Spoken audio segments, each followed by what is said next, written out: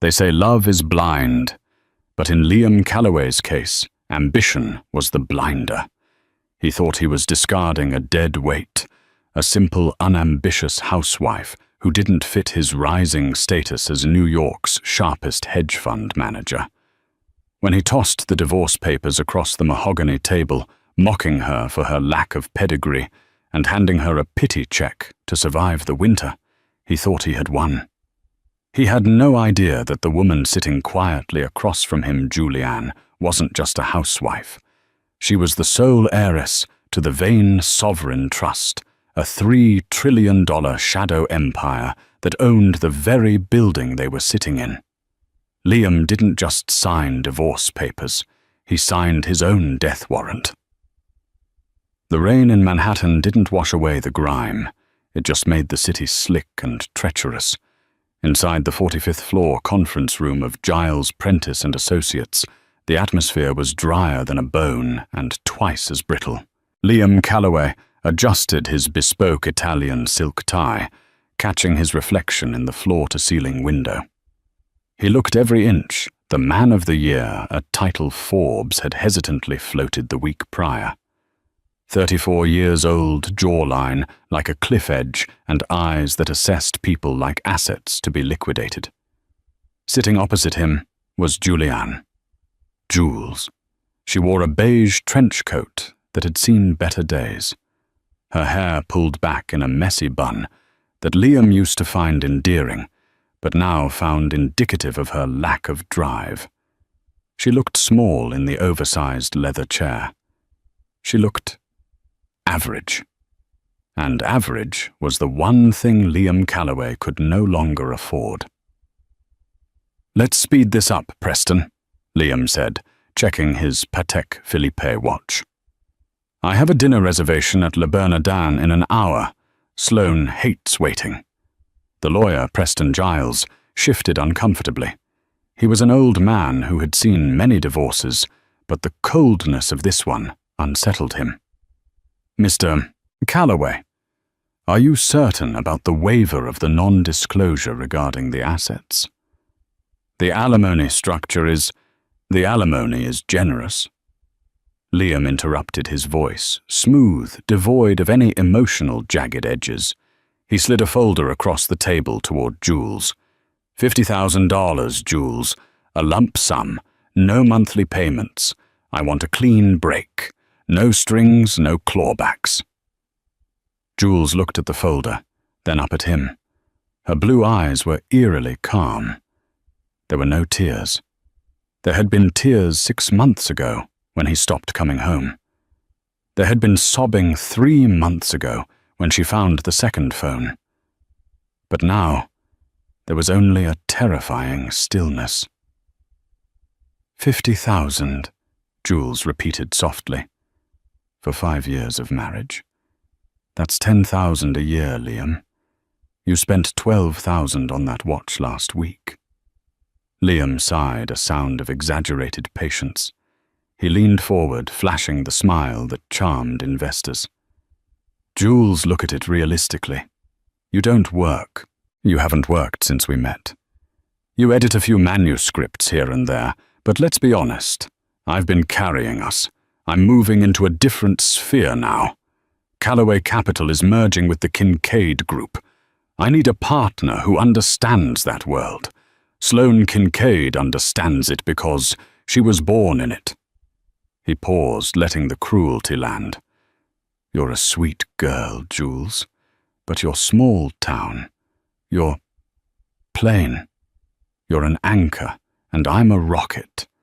I'm cutting the line so you don't drown in my wake. Frankly, 50,000 is charity considering you signed the prenup. The prenup? Jules remembered it. She had signed it blindly drunk on love, believing Liam when he said it was just standard procedure for his startup. "I'm not asking for your money, Liam," Jules said, her voice steady. "I'm asking if you remember the vows, for poorer." Liam laughed. It was a sharp, barking sound. "We aren't poor anymore, Jules. I'm not. You, on the other hand, well, 50,000 is a lot of money in the suburbs. You can get a nice apartment in Jersey. Maybe go back to school, learn a trade. He pulled a fountain pen from his pocket, a Mont Blanc she had bought him for his first big promotion, saving for 6 months to afford it. He uncapped it and signed the papers with a flourish. Liam J. Calloway. He pushed the papers toward her. Sign it, Jules. Don't make this ugly. If you fight me, I'll bury you in legal fees until that 50,000 is gone and you're sleeping in a shelter. Jules stared at the signature. She thought about the last 5 years, the nights she stayed up helping him write pitch decks when his English was too technical, the way she nursed him through the stress-induced ulcers. The fact that she had introduced him to the angel investor who gave him his first million, an investor she claimed was a friend of a friend, but was actually her father's personal accountant. She had kept her secret to protect him, to ensure he was loved for him, not the Vane trillions. Her father, Alexander Vane, the patriarch of the oldest, most secretive banking dynasty in Europe, had warned her. He loves the reflection of himself in your eyes, Julianne. Not you. She hadn't listened. Now the check for $50,000 sat on the table like a tombstone. Jules picked up the cheap plastic pen provided by the lawyer. She didn't hesitate. She didn't shake. Julianne Vane Calloway. There, she whispered. Liam stood up immediately, buttoning his jacket. Smart choice. The check is in the folder. Take care of yourself, Jules. Really. He didn't look back. He walked out of the conference room, the heavy oak doors thudding shut behind him, already dialing Sloane on his phone. The lawyer, Preston, looked at Jules with pity. Mrs. Calloway, if you need a ride to the station. Jules stood up. The slouch was gone. The average demeanor evaporated like mist. She straightened her spine, and suddenly the trench coat didn't look old. It looked like vintage chic. Her eyes turned from soft blue to the color of frozen ice. That won't be necessary, Mr. Giles, she said, her voice dropping an octave, losing the subservient tremor she had adopted for Liam's sake. But I do have one request. Yes, keep that file open. You'll be hearing from my counsel in the morning. Your counsel. But you just signed. Jules picked up the $50,000 check. She looked at it for a second, then ripped it precisely in half, then into quarters, letting the confetti rain down onto the mahogany table. I didn't sign for the money, Preston. I signed to sever the conflict of interest. She walked to the door, pausing with her hand on the brass handle. Tell Liam he should enjoy Le Bernardin tonight. It's the last meal he'll enjoy in this town. Liam stepped out into the crisp evening air, feeling lighter than he had in years. The rain had stopped, leaving the New York streets glistening under the streetlights. A black town car idled at the curb. The rear window rolled down, revealing Sloane Kincaid. Sloane was everything Jules wasn't. Sharp angles, designer labels, and a laugh that sounded like champagne flutes clinking. She was the daughter of Robert Kincaid, the CEO of the investment firm Liam was desperate to merge with. Done? She asked, arching a perfectly sculpted eyebrow. Done? Liam said, sliding in beside her and kissing her cheek. Signed, sealed, and delivered. She took the buyout. 50K. Sloane scoffed, tapping her manicured nails on her clutch. God, that's tragic. I almost feel bad for her. What is she going to do? Move back to Ohio, probably, Liam said, waving his hand dismissively. It doesn't matter. She's the past. You and I, Sloane. We're the IPO. As the town car merged into traffic, Liam didn't notice the vehicle pulling up to the curb where he had just stood. It wasn't a taxi. It wasn't an Uber. It was a Rolls-Royce Phantom, painted a deep midnight blue that looked almost black. The license plate was simple V1. The driver, a man named Arthur, with shoulders like a linebacker and a suit that cost more than Liam's car, stepped out and opened the rear door with a bow. He held a large black umbrella, though the rain had stopped a sign of deference. Jules walked out of the building. She tossed the beige trench coat into a nearby trash can. Underneath, she wore a simple black dress, but the cut was unmistakable custom Givenchy. "Good evening, Miss Vane," Arthur said, his voice gravelly and warm. "Your father sends his regards. He has been monitoring the situation." "I'm sure he has, Arthur," Jules said, sliding into the leather interior that smelled of cedar and old money. "Take me to the airstrip. The jet is ready." "Fueled and waiting, ma'am. We are heading to Zurich." "No," Jules said, pulling a compact mirror from her purse. She wiped off the modest pale lipstick she wore for Liam, replacing it with a deep blood-red shade. "We're staying in New York. Take me to the penthouse at the Pierre, and call the board of directors of the Sovereign Trust. Wake them up if you have to." Arthur met her eyes in the rearview mirror. He grinned. "It's 3:00 a.m. in Zurich, Miss Vane." "I don't care what time it is in Zurich. I care what time it is on Wall Street. Initiate protocol, clean slate." "And regarding Mr. Calloway?" Jules looked out the window as they passed a massive digital billboard in Times Square. It showed Liam's face smiling confidently under the headline, "Rising Stars of Finance, Calloway Capital, projected to triple earnings." "Block his trades," Jules said coldly. "Not all of them, just the ones that matter. I want him to feel the wind change direction before the storm hits. And Arthur, yes, Miss Vane, find out who holds the debt on his merger with Kincaid Group." "I believe we do, ma'am, through a shell company in the Caymans. Blackwood Holdings." Jules smiled, but it was a smile that would have made Liam freeze in his tracks. "Good. Call in the loan, tomorrow morning. Full repayment within 48 hours. That will bankrupt him, ma'am. He's over-leveraged. He wanted a wife who understood high finance," Jules said, leaning back as the car accelerated effortlessly. "I'm just giving him an education." Meanwhile, at Le Bernardin, the mood was celebratory. Liam and Sloane were seated at the best table in the house. Robert Kincaid, Sloane's father, a bulbous man with a red face and a cigar habit he couldn't kick, raised a glass. "To the merger," Robert boomed. "Calloway, you're a shark.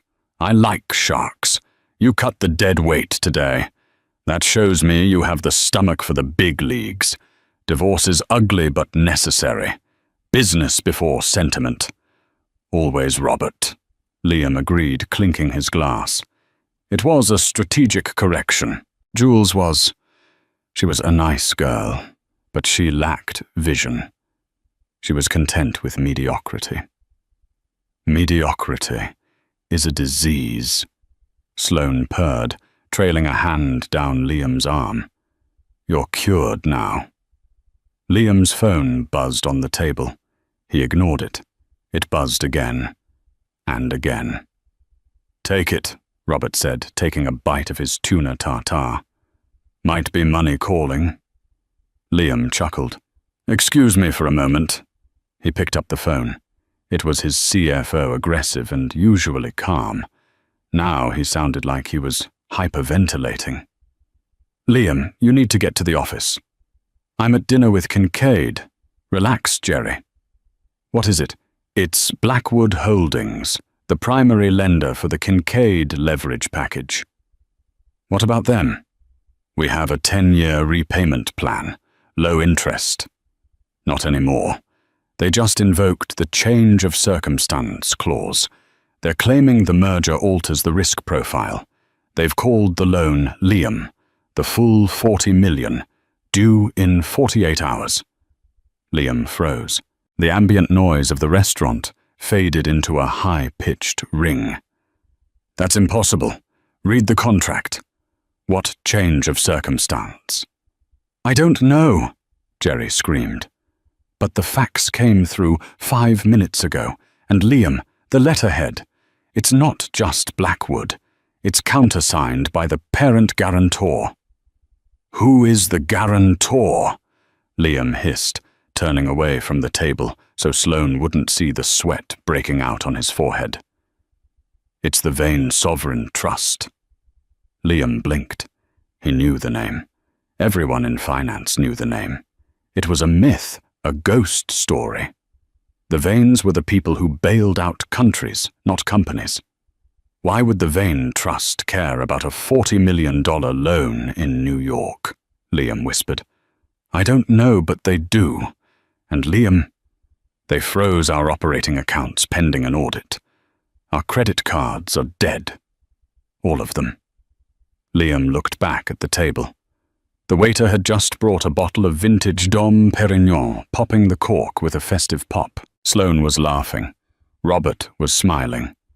The bill for tonight would be over $2,000. And Liam realized with a sickening lurch of his stomach that he didn't have a working credit card to pay for it. Fix it, Jerry, Liam snapped, hanging up. But his hand was shaking. He walked back to the table, forcing a smile that felt like plastic. Everything all right, darling? Sloane asked. Fine, Liam lied. Just some technical issues with the servers. Boring it stuff. To the future, Robert toasted again. To the future, Liam echoed, raising his glass. But as he drank, the champagne tasted like vinegar.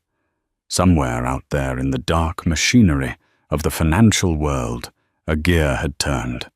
He didn't know why, and he didn't know how, but he felt the sudden terrifying sensation of being watched. And in the penthouse of the Pierre Hotel, Julianne Vane stood on the balcony, looking down at the city lights, swirling a glass of whiskey that cost more than Liam's annual salary. Let the games begin, she whispered to the wind.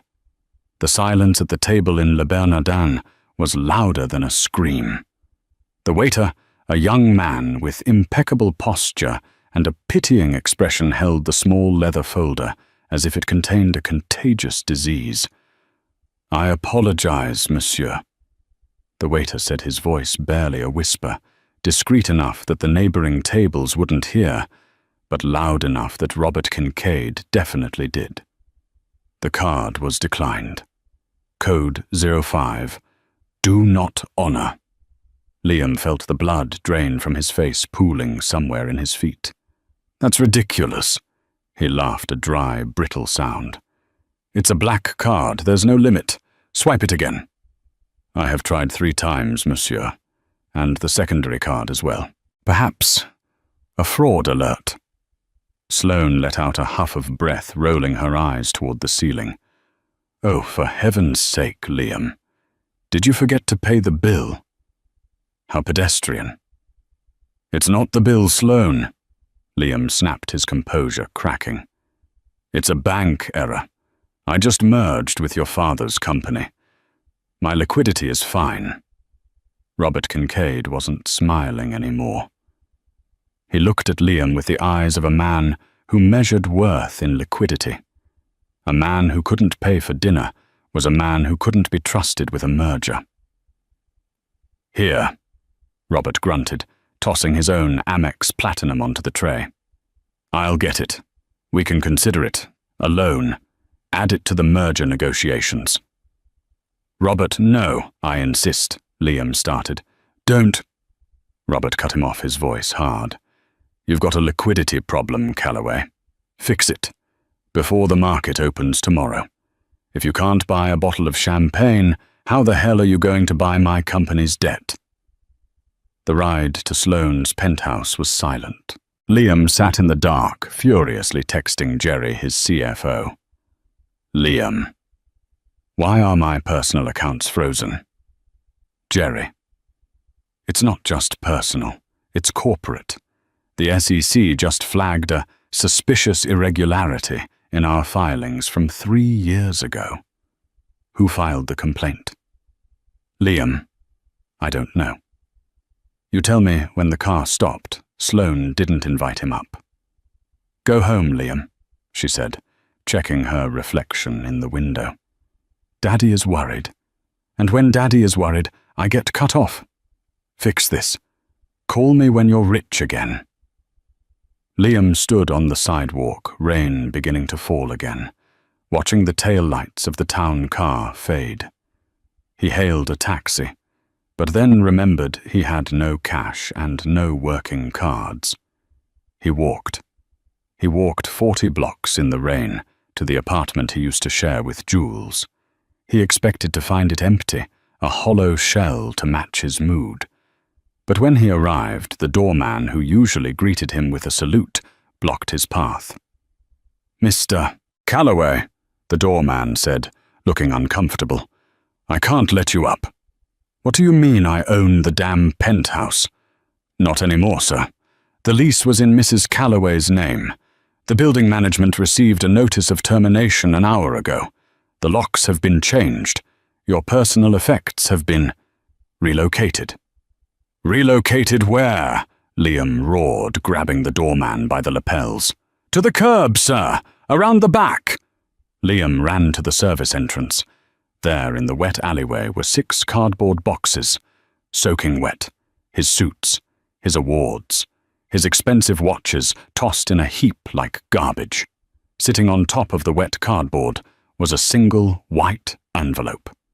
It was dry, protected by a plastic sleeve. Liam tore it open. Inside was a note written in elegant looping cursive. I took the apartment. You kept the debt. Seems fair. J. Liam stared at the note, his hands shaking with rage. Jules. It had to be Jules. But how? She was a nobody. A small-town girl who clipped coupons. How could she freeze his assets? How could she evict him? Unless she wasn't doing it alone.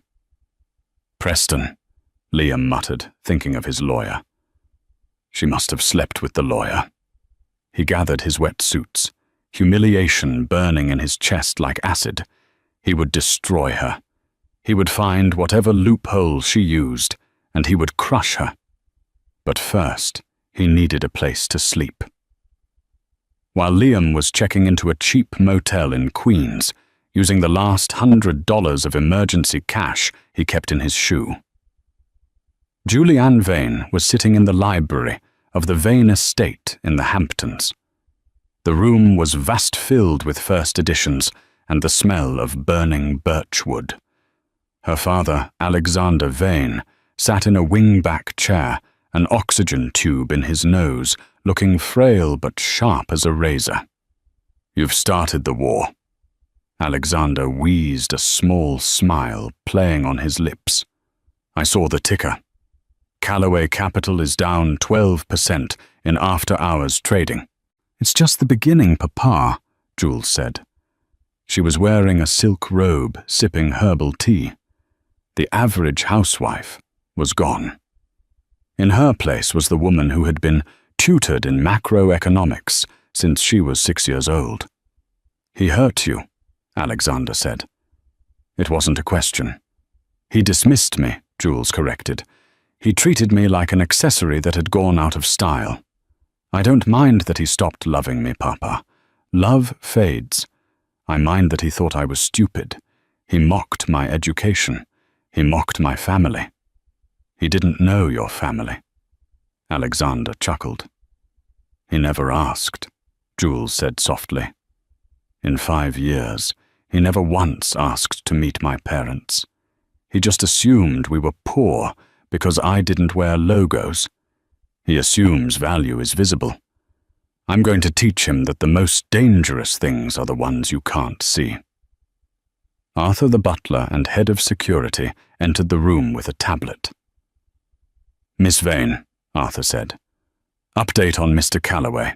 He is currently staying at the Motel 6 near LaGuardia. He is trying to reach his investors, but we've blocked the calls at the carrier level. Good, Jules said. What about the Kincaid merger? Robert Kincaid is getting cold feet. He's looking for a new buyer for the debt. Jules stood up, walking to the window. The ocean crashed against the cliffs below, a relentless force of nature. Arthur, prepare the helicopter. We have a meeting with Robert Kincaid in the morning. You want to buy the Kincaid Group? Arthur asked, surprised. No. Jules turned her eyes, flashing. I want to buy the debt. I want to own the leash around Liam's neck, and tomorrow night is the Sovereign Gala. I think it's time Mrs. Calloway made her debut. The next morning, Liam Calloway woke up to the smell of stale cigarettes and regret. The motel room was hideous. He put on the least wetsuit he had shaved, with a disposable razor that nicked his chin, and took a cab to his office. When he arrived at Calloway Capital, the floor was in chaos. Phones were ringing off the hook. Analysts were shouting. Jerry ran up to him looking like he hadn't slept in a week. Liam! Thank God, it's a bloodbath. The Blackwood loan, they sold it. Sold it. Liam loosened his tie.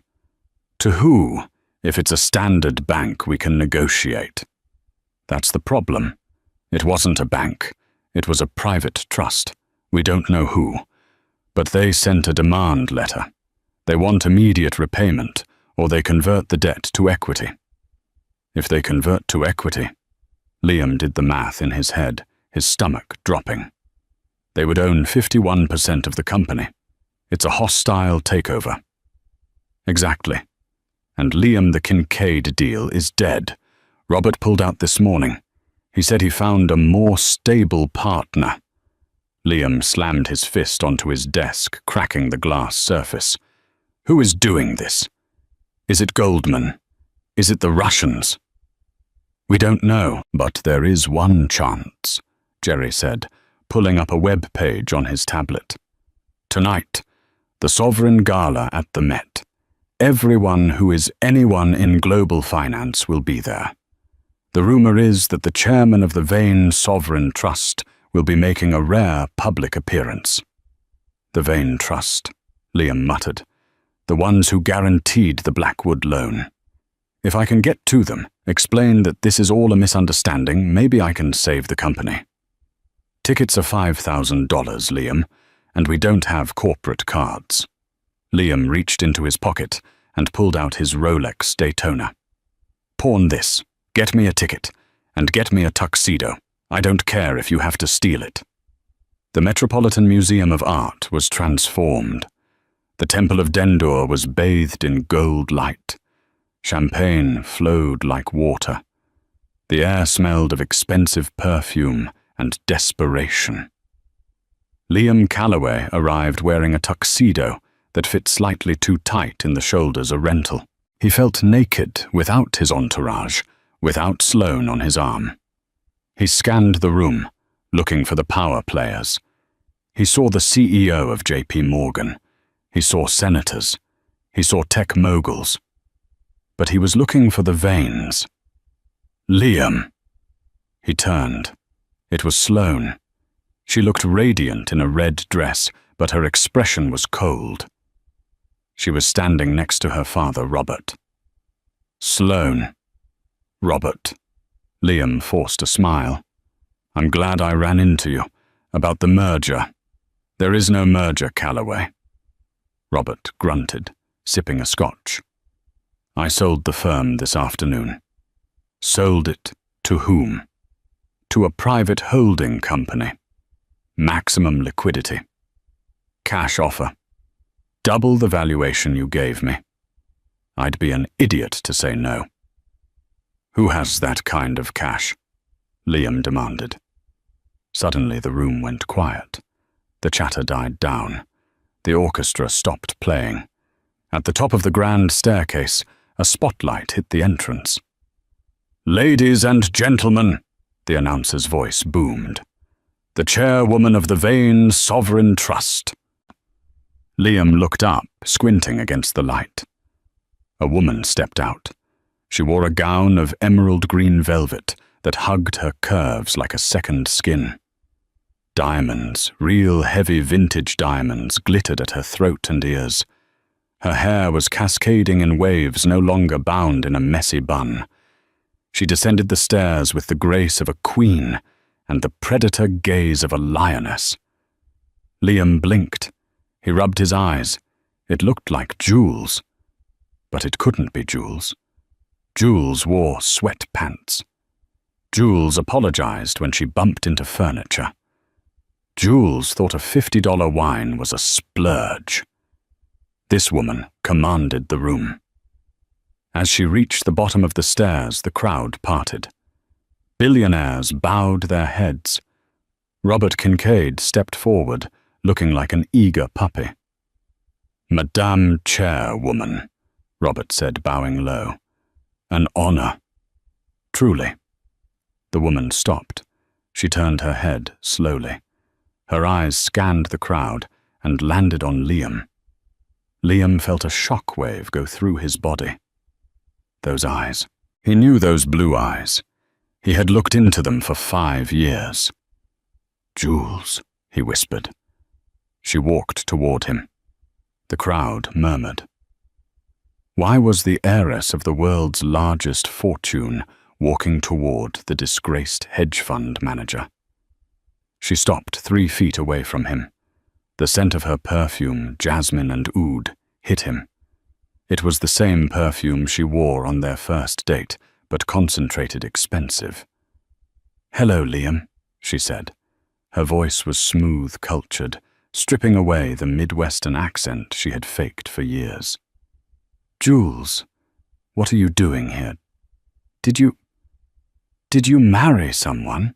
Liam stammered, his brain unable to process the visual data. "How did you get in?" The crowd laughed. A ripple of amusement went through the elite. "How did I get in?" Jules repeated, a small, cruel smile playing on her lips. "Liam, look at the floor." Liam looked down. The marble floor of the Met. "I don't understand." "Look at the donor wall." She pointed to the massive stone slab behind them. Liam turned. At the very top, engraved in gold leaf larger than any other name, the Vane family. "I didn't get in, Liam," she whispered, leaning close so only he could hear. "I built the door." You're a Vane," Liam choked out. "The Vane Trust. But you're from Ohio. Your dad is a retired teacher." "My father is Alexander Vane. He retired from teaching. The global banking system, how to operate," she corrected. "We live in Ohio because we value privacy, something you never understood." Liam felt his knees buckle. The realization hit him like a freight train. The prenup, the $50,000, the pity check. He had divorced the richest woman in the world, and he had given her $50,000 to go away.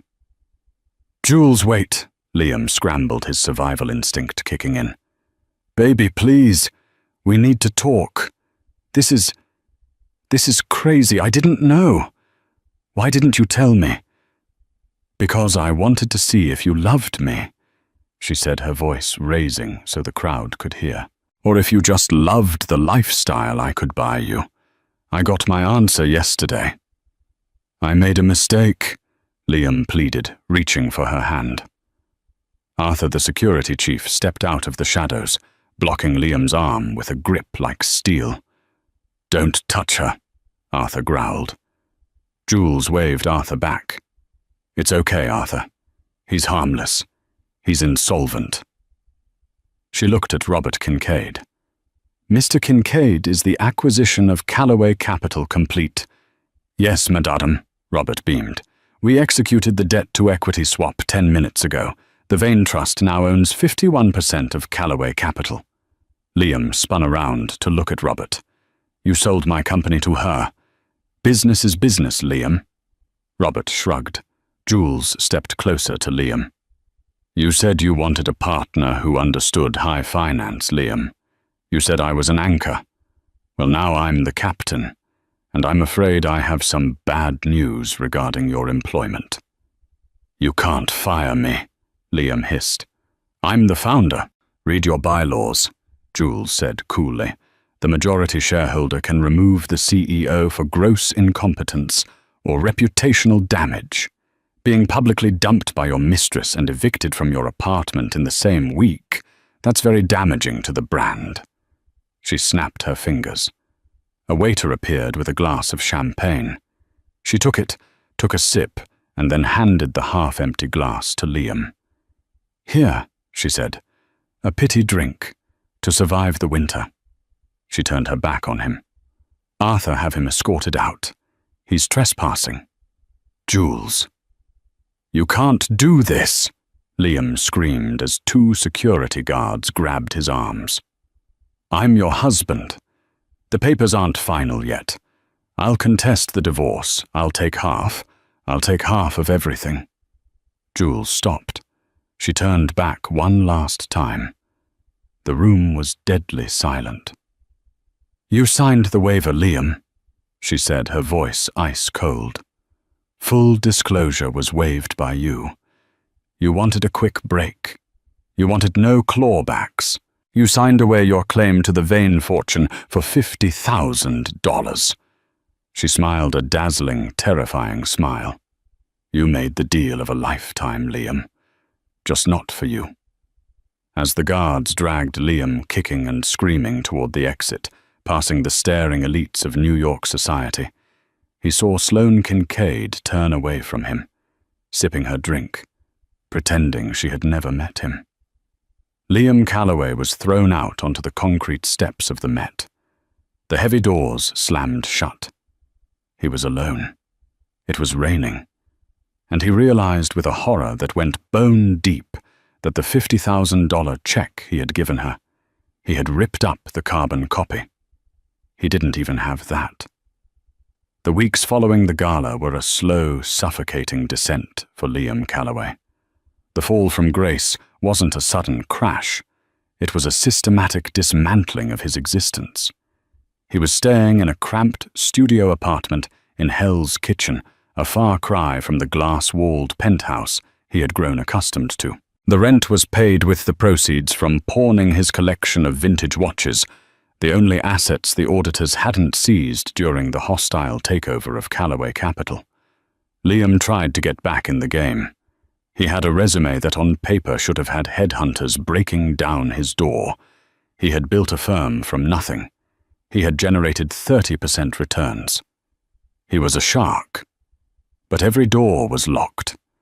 He sat in the lobby of Sterling & Co., a mid-tier investment bank, waiting for an interview with an old college buddy, Mark Benson. Mark owed him. Liam had covered for Mark's trading errors back in their junior analyst days. After 40 minutes, Mark's assistant, a woman who looked at Liam's slightly fraying cuffs with disdain, walked over. Mr. Benson is unavailable. I can see him through the glass, Liam said, pointing to the office where Mark was studiously avoiding eye contact. Tell him it's Liam. He knows who you are, Mr. Calloway, the assistant said, her voice lowering. And that's the problem. We received a memo. A memo from the compliance department.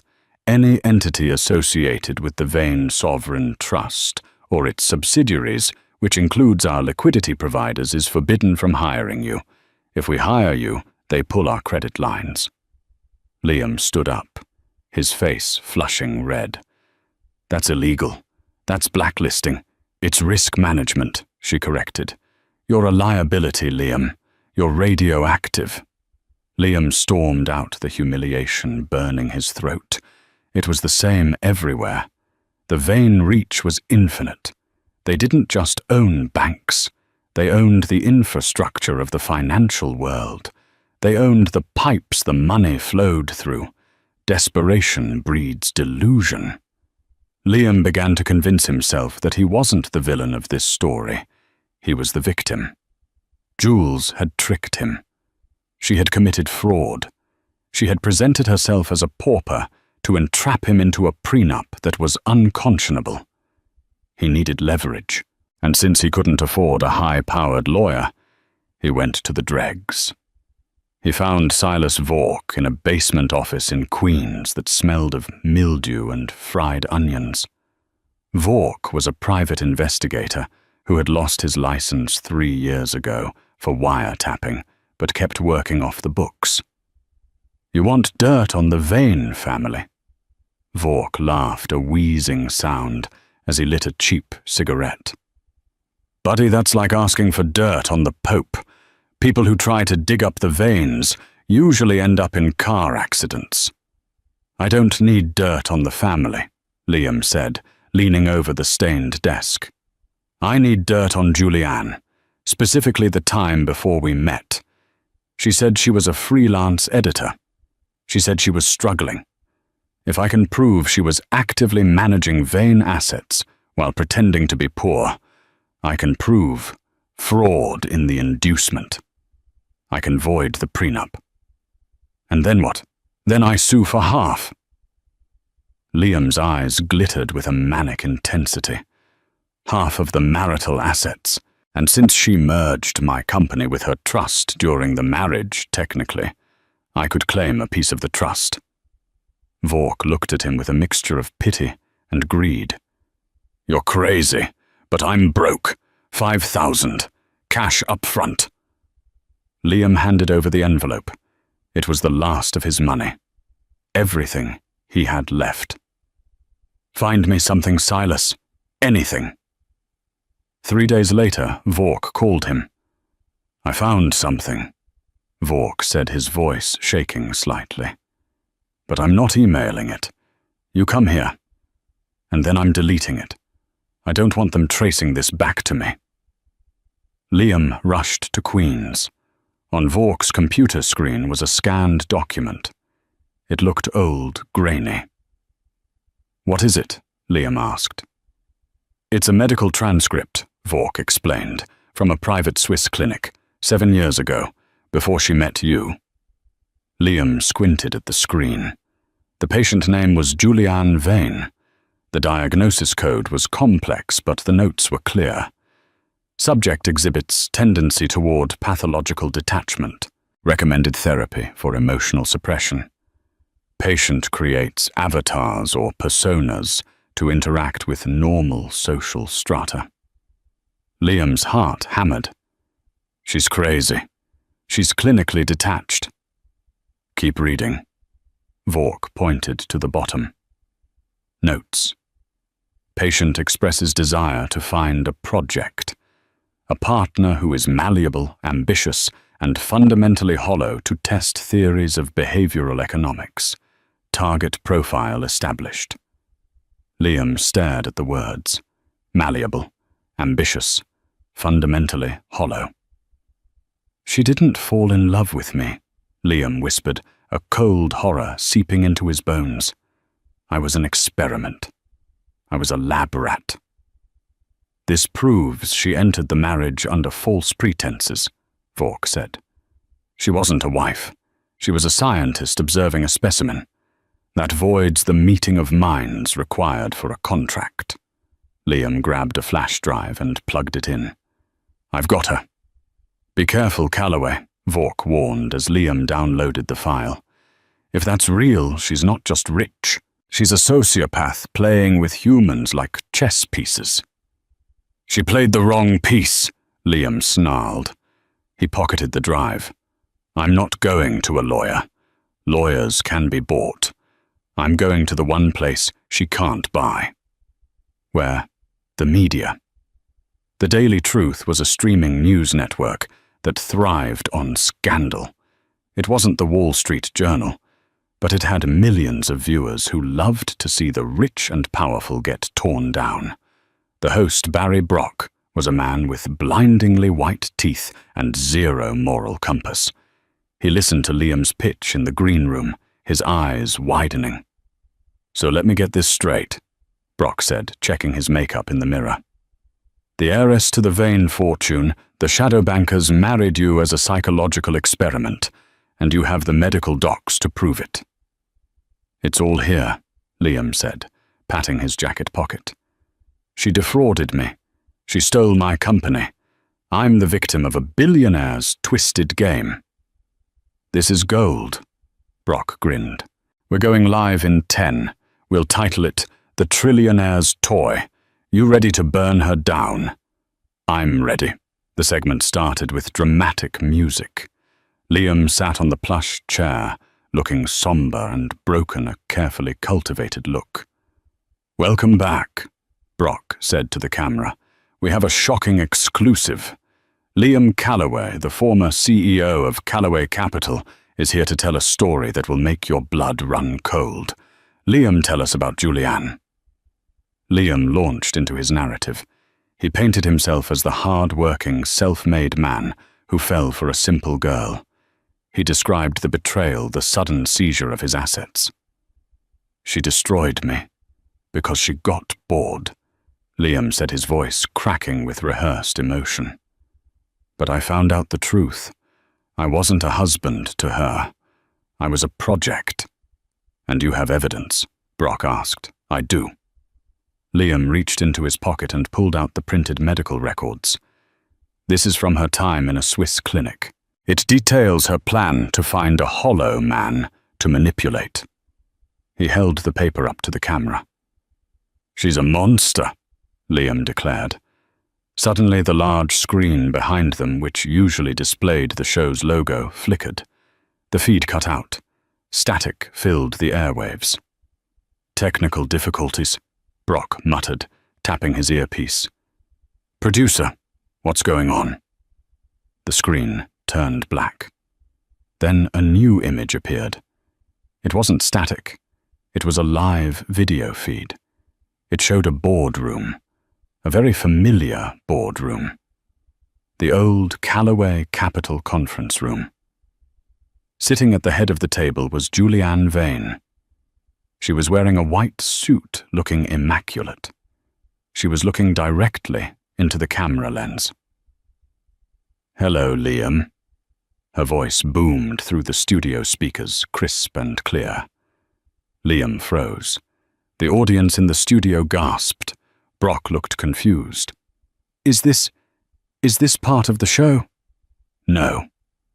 Liam stood up. Cut the feed. She's hacking the signal. I'm not hacking Liam, Jules said calmly from the screen. I own the network. The Daily Truth is a subsidiary of Vane Media Group. Did you really think there was a microphone on this planet I couldn't control? Liam looked around wildly. The cameramen were putting their cameras down. The studio lights shifted, spotlighting the screen where Jules sat. You wanted to show the world some documents, Liam, Jules asked. Go ahead. Read the date on that medical report. Liam looked at the paper in his hand. June 14th, 2016. Arthur, Jules said to someone off-screen. Please display Exhibit A. The screen split. On one side was Jules, on the other was a document, a digital forensic report. That document you're holding, Jules explained, her voice echoing like a judge's gavel, was created 3 days ago on a laptop registered to Silas Vork, a man we have on video accepting cash from you. That's a lie, Liam shouted. It's real. It's a forgery, Liam. A trap. I knew you would look for dirt. I knew you would go to the bottom of the barrel. So I planted it. I wrote that profile myself, fundamentally hollow. It's poetic that you accepted it as the truth without question. Deep down, you know it's what you are. Liam crumbled tall. The paper. You set me up. I tested you, Jules corrected. One last time. I gave you a choice, accept your defeat and move on with your life, or try to destroy me with lies. You chose destruction. Again. Jules leaned forward, her face filling the massive screen. Now let's show the audience the real evidence, the evidence of your fraud. The screen changed again. This time it showed a series of emails, Liam's emails, from 5 years ago. Emails to his old fraternity brothers. Subject: the cash cow. Body found a girl, total doormat. Doesn't care about money, thinks I'm a genius. I'm going to use her to stabilize my home life so I can focus on the fund. Prenup is signed. If she gets annoying, I'll dump her in 5 years with a pittance. She's the perfect placeholder. The studio audience went silent. The cruelty of the words was undeniable. You didn't marry me for love either, Liam, Jules said softly. You married me because you thought I was weak. You thought I was a resource to be exploited. But you forgot one thing about resources. What? Liam whispered, sweat pouring down his face. If you mine them too aggressively, Jules said, the ground collapses underneath you. Turn it off, Liam screamed at the control booth. Turn it off. It's live, Liam, Jules said. Streaming to 4 million people, including the District Attorney of New York. The DA, Liam paled. Why? Because Jules said, picking up a file on her desk. In your desperation to keep Callaway Capital afloat last month, before the merger, you moved money from the client escrow accounts to cover operating expenses. That's embezzlement. That's a federal crime. I intended to put it back. Intent isn't a defense. The wire transfers are here. You stole $3 million from your clients. My auditors found it this morning. The doors to the studio burst open. But it wasn't security. It was the FBI. Men in windbreakers with yellow letters marched onto the set. The cameras were still rolling. This was the highest-rated segment in the network's history. Liam Callaway, the lead agent announced, flashing a badge. You are under arrest for securities, fraud, embezzlement, and wire fraud. Liam stumbled back, knocking over his chair. No, she's doing this. She's framing me. He looked at the screen. Jules was watching him, her expression unreadable. She wasn't smiling. She wasn't gloating. She looked like a scientist, watching a reaction reach its inevitable conclusion. Jules! Liam screamed as the agents cuffed him. His hands pulled roughly behind his back. Jules, help me! I'm your husband. Please. Jules reached out and pressed a button on her desk. Goodbye, Liam, she said. The screen went black. As Liam was dragged off the set, shouting obscenities, the host Barry Brock looked at the camera, stunned. He paused for a beat, his producer screaming in his ear to keep going. Well, Brock stammered, it seems the market has corrected itself. We'll be right back after these messages. In the boardroom, Julianne Vane exhaled a long breath. She didn't feel happy. She didn't feel triumphant. She just felt clean. The infection was gone. Robert Kincaid, who had been sitting quietly in the corner of the room, terrified of her, spoke up. That was intense, Madame Chairwoman. It was necessary, Robert, Jules said, standing up and smoothing her white suit. He was a liability to the firm. Now the liability has been liquidated. What happens to him now? He goes to prison, Jules said simply, for 10 to 15 years. He'll have plenty of time to think about the value of loyalty. She walked to the window looking out over the city that she now silently ruled. Arthur, she called out. Yes, Miss Vane? The large man appeared at the door. Prepare the jet. I'm done with New York. We're going to Paris. There's a vineyard in Bordeaux that's failing and the owner is arrogant. I think I'd like to buy it. Very good, ma'am. And regarding the divorce papers, send them to his cell, Jules said, turning away from the window. Tell him I'll cover the postage. It's the last charity he'll ever get from me. 3 years later, the world had largely forgotten the name Liam Callaway. In the high-speed cycle of New York finance, disgraced CEOs are replaced faster than burnt-out light bulbs. But inside the grey, suffocating walls of the upstate correctional facility, time didn't move fast. It crawled. Liam looked older than his 37 years. The hair that had once been styled by celebrity barbers was thinning and grey. His hands, once manicured for signing million-dollar deals, were rough from mopping the cafeteria floors for 12 cents an hour. It was mail call. A guard tossed a thick manila envelope onto Liam's cot. "Legal mail, Calloway," the guard grunted. Liam's heart jumped. An appeal. Had his lawyer finally found a loophole in the wire fraud charges? He tore the envelope open with trembling fingers. It wasn't an appeal. It was a decree. Final judgment of divorce. He flipped through the pages. It was standard, cold, clinical.